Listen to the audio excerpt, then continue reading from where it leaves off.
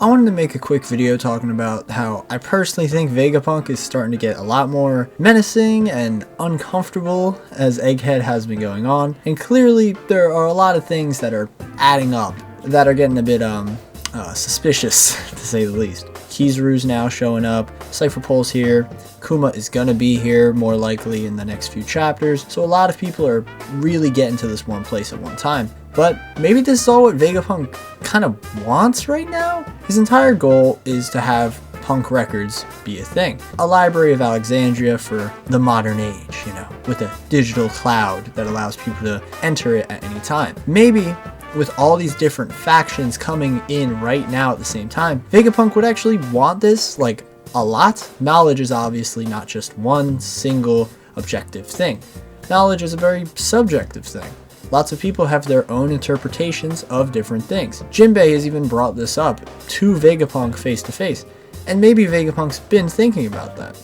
Maybe Vegapunk would want some members of the Revolutionary Army, and some members of Cipher Pol, and some members of the Marines, all to come together to give us a full idea of what the One Piece world is really like. And it's getting me a bit worried.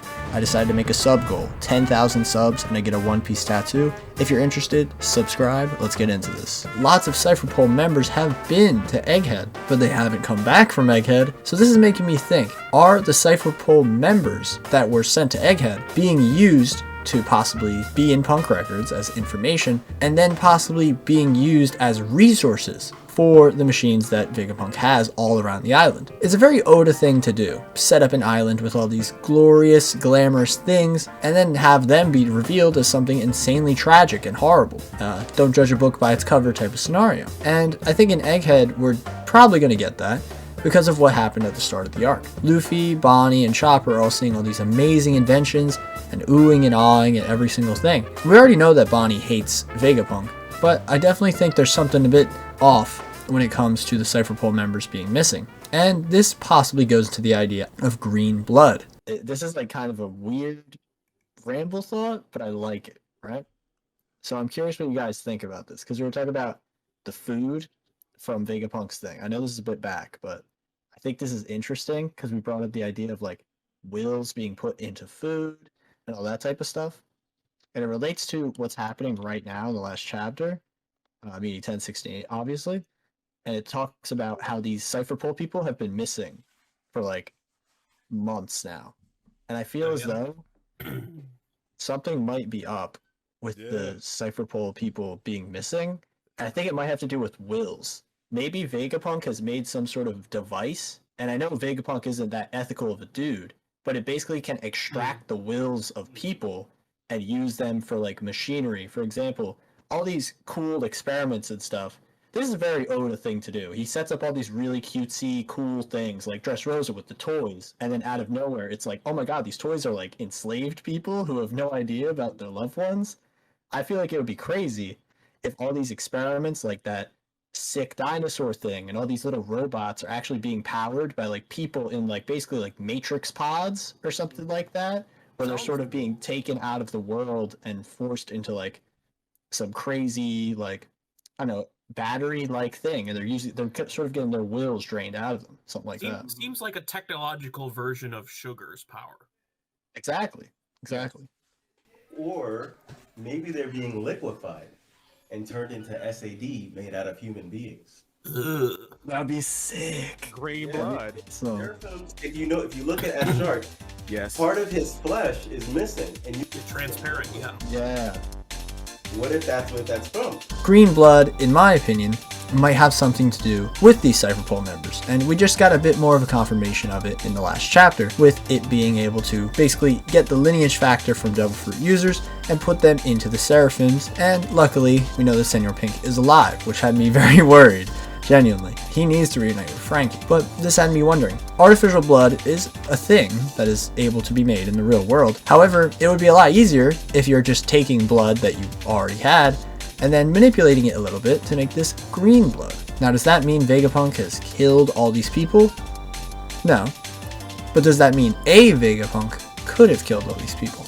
Now, I'm not one to point fingers, but personally, if there was a Vegapunk that was categorized as evil, was the first Vegapunk we saw, was also seen to be aggressive when Cipher Pol went against Vegapunk's word. Personally, I would say there's something a bit off about the Vegapunk that's literally coined as, all those things all together. However, this doesn't really line up with the idea of Punk Records. Vegapunk said that him and all the other Vegapunks log into Punk Records every day to share all the knowledge they have with one another. The Cipher Pol ships they know of all left Egghead. However, all the Cipher Pol ships Cipher Pol knows that they haven't left Egghead, which could mean one of the Vegapunks is lying. And on the page right after, we see that Lilith is incredibly aggressive towards Cipher Pol after this remark. Is Lilith purposely lying in the Punk Records in order to get a sort of unreliable narrator idea into the idea of Punk Records, just like the entire world itself?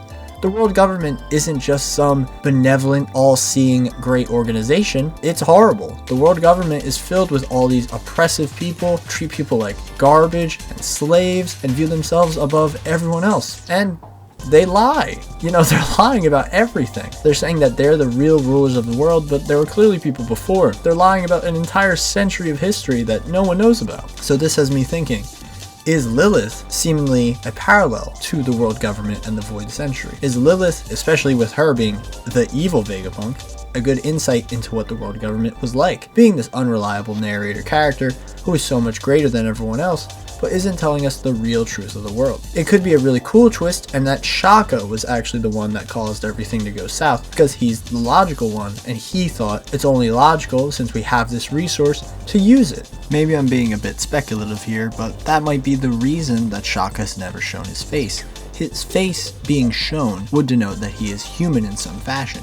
If this truly is the most logical Vegapunk, it would be pretty cool to see if they are literally solely a computer, since computers are run on logic and wouldn't have any human emotions. It would be an especially good inversion because SHAKA was the one that revealed to us that all the knowledge O'Hara had was safe, and was a huge emotional moment for Robin, obviously, giving us the idea that they're a very sympathetic character, when in reality, they might just want Robin and the Straw Hats to come follow them to show what has to be shown. One of the Vegapunks, most likely, Lilith or SHAKA, is lying to us, and I think it would be really interesting to see why they're doing this. Are they using this specifically because they want to ensure that they can advance science? We already know that Vegapunk isn't really the most beneficial figure when it comes to science as a whole. Vegapunk is really rubbing me the wrong way, but I'd love to know what you guys think.